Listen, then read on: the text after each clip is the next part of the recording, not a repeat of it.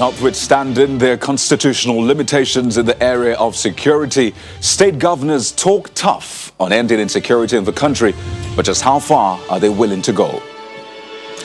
And the North Central agenda takes center stage on the program tonight as we dissect the economic and security plans of the 6 states of Benue, Kogi, Kwara, Nasarawa, Niger, and Plateau.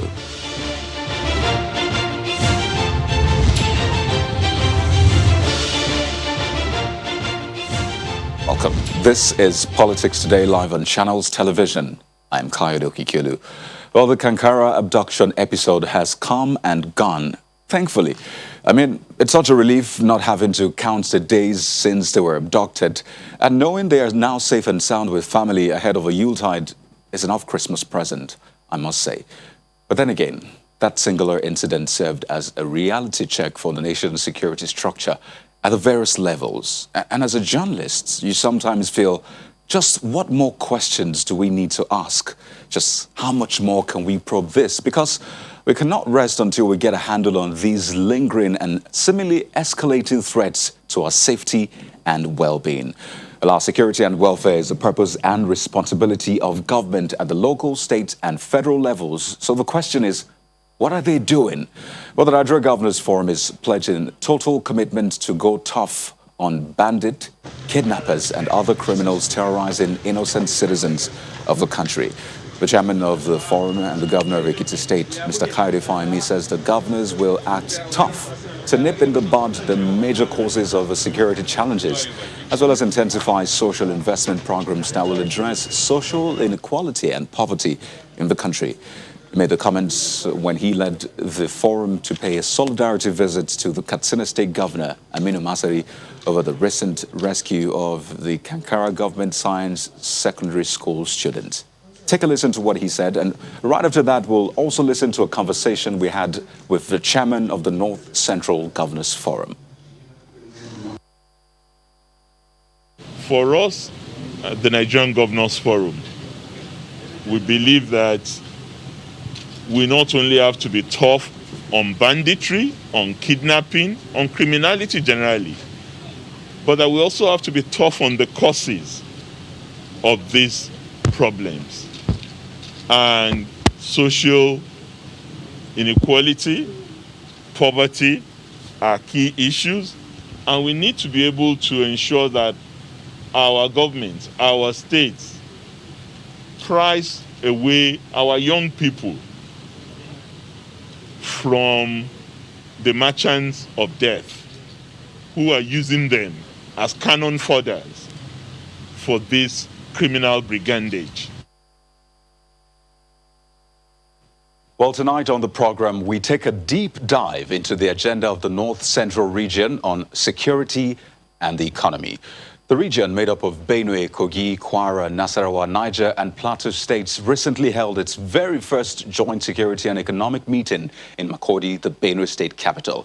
You know, the thing is, we've seen governors of different regions meet in recent times to sort of chart a common cause. But every region, as you know, has its peculiar challenge. For the North Central, the issues are quite enormous. They include kidnapping, cattle rustling, banditry, low agricultural production, infrastructure deficit, and low internally generated revenue. Clearly, a hydra-headed problem.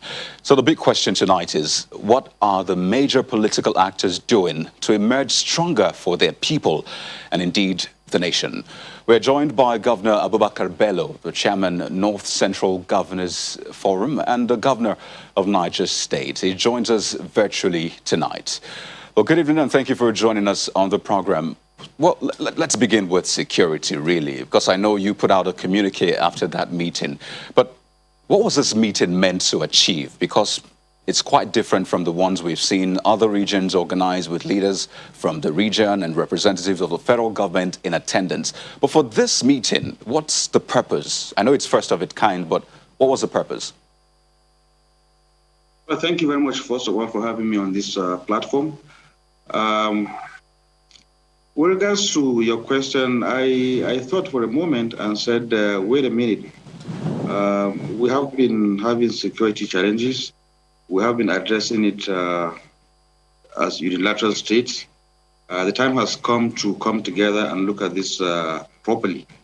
From my own experience, having shared my experience with my colleagues, we found out that the only way we can address this menace is if we worked together. So that meeting was the first meeting so that we looked at the situation properly, so that we identified the threats.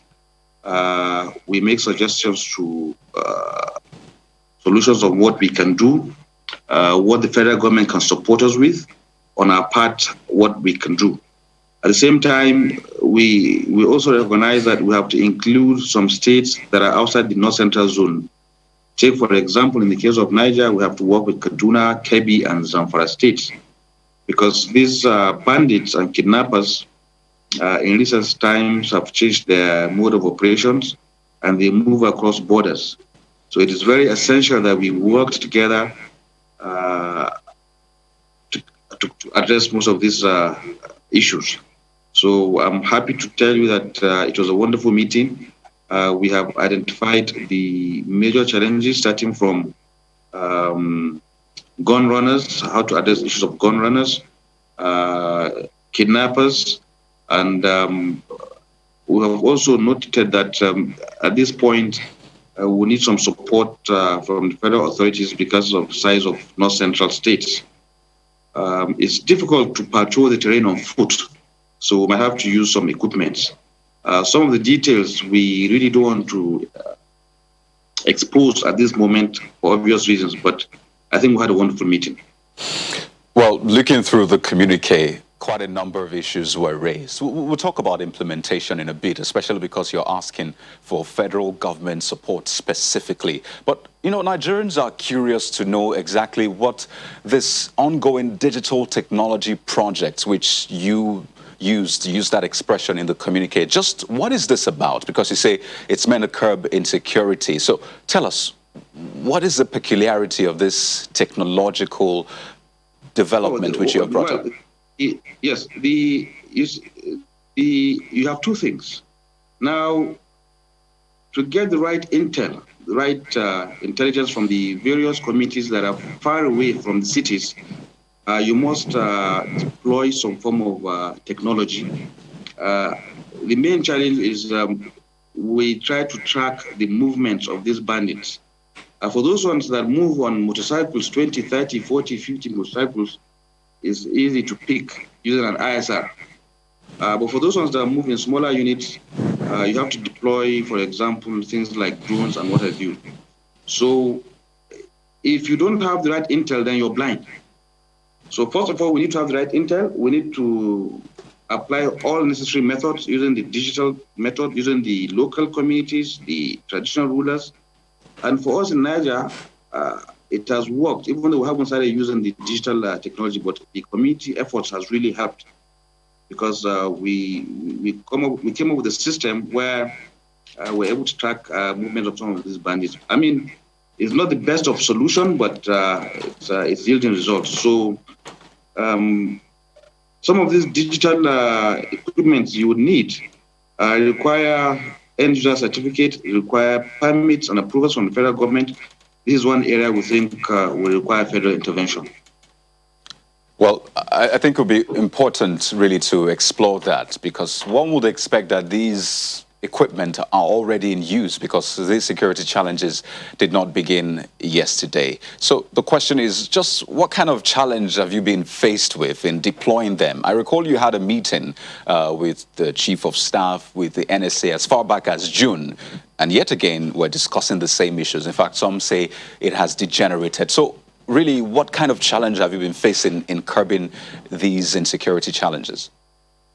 Yes, like I said, the first thing is the intelligence. The Air Force is doing its best. They deploy some ISR aircraft. But the problem with those aircraft is they make a lot of noise, and it gives the bandits time to, most of these bandits are inside caves in the forest. It gives them time to hide. Now, the strategy would be to use an equipment that is silent, that can just take pictures and give us the location. So that's where I believe the federal might will help and should come to play.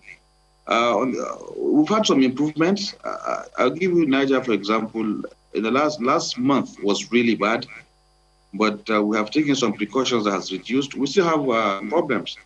But my main concern on this issue is not even is about food security.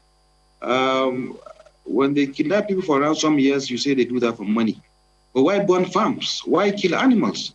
So I think these are the kind of issues I really want the federal government to really look at it and see if there are some external factors that contribute to this. Right. Well, we'll still talk about the resources in a bit, but let me rephrase my earlier question. I was referring to the meeting you had with the Chief of Staff at the Presidential Villa and the National Security Advisor. And the question is, what came out of that? Did anything come out of that meeting? Did you see any improvement in security? Were there promises made that were fulfilled? That's what I really was trying to understand with the previous question. Well, from the, not to my knowledge. Not to my knowledge. From the meeting, we laid our complaints, we laid our concerns, we made our presentations. I think we had a meeting, the Chief of Staff, the President wasn't there, we had a meeting at the NSA's office. In attendance, we had the DG, SSS, we had the DIA.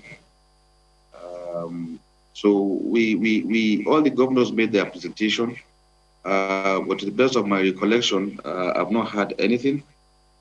But I know with regards to end user certificate, after our last meeting, next meeting, the NSA confirmed to me that in the case of Niger, our papers have been given due attention and consideration.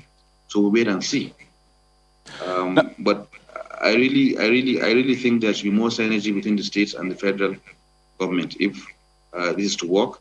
And at the same time, there must be a lot of working cooperation within the security agencies themselves and the intelligence agencies. Well, speaking of synergy, I'm looking at the communique, and yes, there are different areas, but still on security. I recall that you said that state members will collaborate in the provision of security equipment and joint operations. So does that imply that the states of North Central region are coming together to form maybe a security outfit, a regional security outfit, or state security outfit? Maybe something like we've seen with Amotekun. No, not security outfit. Let me give you an example. With regards to intelligence, recently, for example, we made arrest of gun runners from Plateau. So what we have agreed is our security network within the state will share intelligence with members within the zone, so that we're able to track some of these criminals.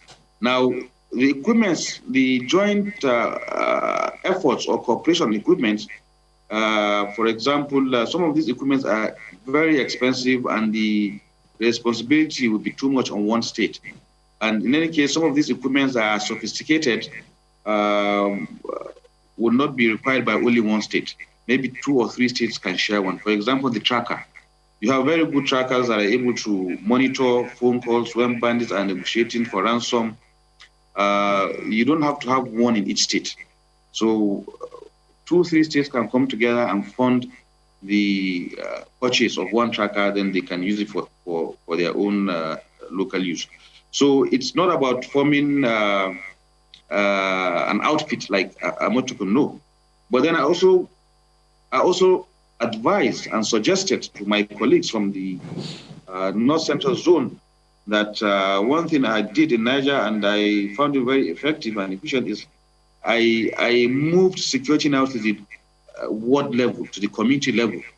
And what it means is you support vigilantes at that level, so that once we carry out a military clearance operations, vigilantes will remain behind to maintain some stability for some time. Otherwise, once you clear out an area and you leave, from what we've seen in the past, they come back.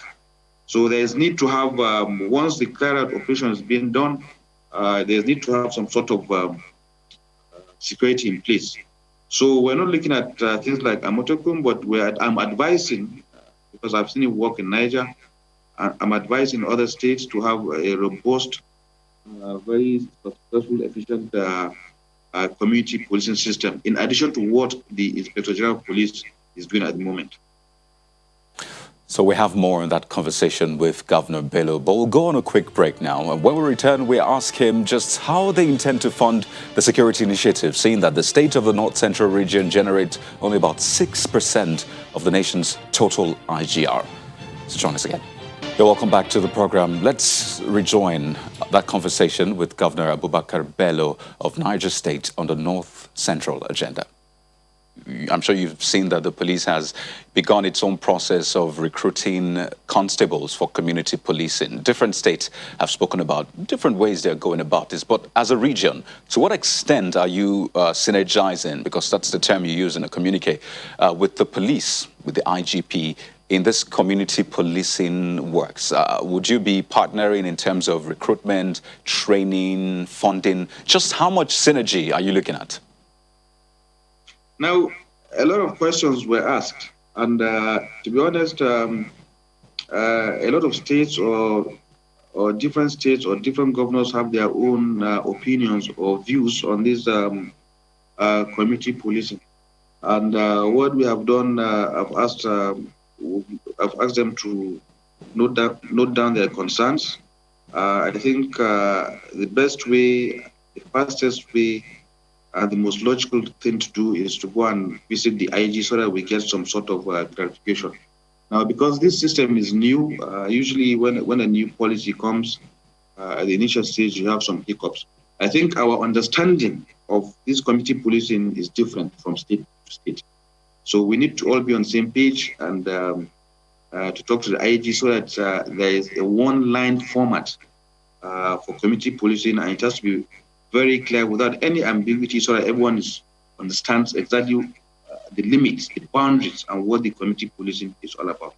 So different states have different understanding of what they think the community policing should be like. So in order not to preempt or not to assume anything, I suggested we paid a courtesy call to the IG so that we trashed out some of these differences. But I think it will work fine. What about the political will? Well, aside the ethnic and religious differences, which you also talked about, that those ones shouldn't be an issue, but political will.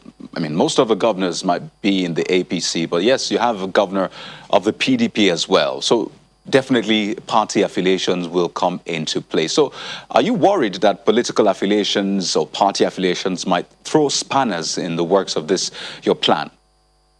I'm not concerned at all with regards to party differences. And remember, Governor Otom was with us in APC, so we have over time we established a good relationship.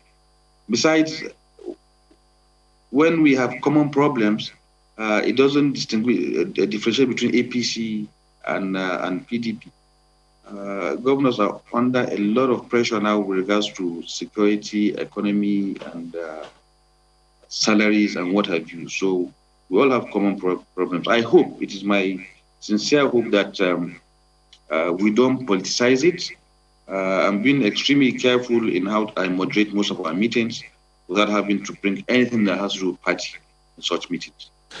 So let's talk about the economic angle, because you may have agreed regarding security, but when the rubber hits the road, you have to talk money. I mean, you have to talk about how to fund these initiatives. And looking at the IGR of the North Central states, I mean, yes, 6 states in the North Central, but for the first half of 2020, you see that the total IGR for the 6 states is 41.3 billion. That's about 6% or thereabout of the total IGR of the 36 states and the FCT. So clearly, funding, raising revenue is a huge challenge. What is the thinking, really, to boost this?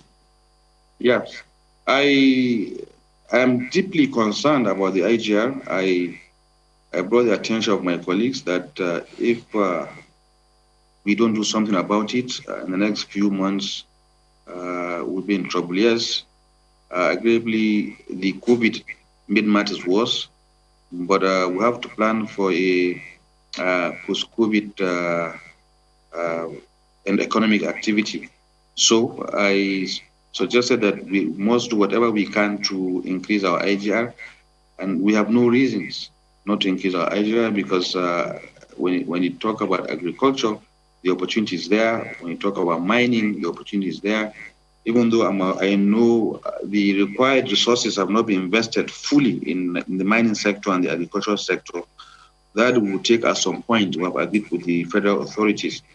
But on the state side, we agreed to come up with solutions. We mandated the SHS to meet. We received a few submissions on what needs to be done. We had presentations from a consultant on how we can increase some revenues, and that is being looked at properly. There were proposals regarding pension funds having this invested in infrastructure. Would this be part of the security infrastructure that we're also looking at? Just how is this going to happen? No, for now, the security infrastructure, from whatever it is, we're able to get now at the moment. In addition to whatever support we're able to get from federal, I think we can handle that. I think that is not a problem. Yes, some of these things are expensive, but not too expensive that 2-3 states cannot structure some funding, sort it out. So, as far as the security infrastructure is concerned, it's urgent and it's on need basis anyway. So, for those states that need a particular instrument or equipment, I'm sure they can contribute little money to buy such equipment. The broader economic activity or we're discussing is for future references.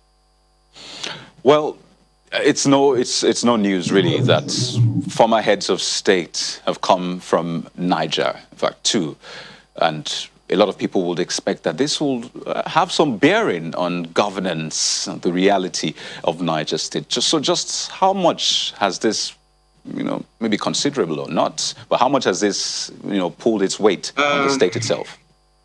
I personally have learned from former heads of states, but now the former heads of states have aged, kind of.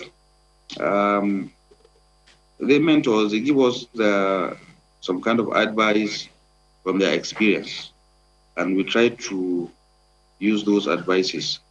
So yes, we have two former heads of states that share the concerns like every other Nigerian. If I'm to visit them 10 times they will raise their concerns about security, and they will ask me, Governor, what are you doing with security? And I try my best way to explain what we're doing, the challenges we're having, how we have to cope with so many things. And if they have any suggestions, they offer, and we take it from there. Well, for a lot of people, they say the North Central states should comfortably feed the nation. In fact, they talk about the West African region based on land mass and basically what the states are blessed with. Looking at the item on agriculture, you made some recommendations, and I'd like to know just how much has the North Central states, just how much have you been affected when it comes to food production? Because that ties into food security in the country. So just how much have you been affected regarding food production? Okay, two things. One, I'm worried. I am deeply concerned that this year we may have low productivity because of banditry activities. A lot of farmers do not have access to their farms. They have to abandon their communities. Two, we lost in Niger, and probably parts of Kebbi, we lost thousands of hectares to floods. But I'm hoping in the dry season, because this year we're going to be aggressive on dry season farming. We have started making efforts. We've launched, we have some pyramids of rice paddy, and we're welcoming rice mills from across the nation to come to Minna. The paddy is there. You can come and buy for your rice mill.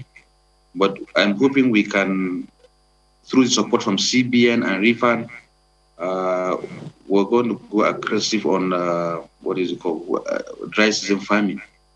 Hopefully, if it goes as planned, it will make up for the deficits from the wet season farming. So we're paying every attention to dry-season farming. Now, the same applies to other states in North Central. The good thing about North Central is the vegetation, the soil is perfect to grow virtually almost everything. Say, for example, in Niger, we do a lot of rice, we do a lot of maize, we do everything. Plateau is known for potatoes. Kaduna State is known for Plateau is known for potatoes and ginger. Benue is known for yams, and we agreed to set up a small committee to see how we can support common farmers. The common farmers need support. Right. The condition they operate is difficult to understand. They get nothing, no patronage, nothing. Right. Even when government provides fertilizer, it doesn't go to the ordinary farmer. So I told my colleagues, we have to support, those are the productive people. We must find a way so that they get some kind of government incentives. Right. And they are honest enough to retire or return whatever support you give them. Quite a number of important issues raised, but I mean, the most important thing is moving forward. Would like to see those improvements in reality, but would like to thank you so much, Governor Abubakar Bello, the chairman, North Central Governors Forum. He's also the governor of Niger State. Thank you so much for sharing your thoughts with us on the program, and we wish you the very best. So that's an insight into the North Central agenda. That's our show for tonight, everyone. Many thanks for watching. I'm Kayode Okikiolu.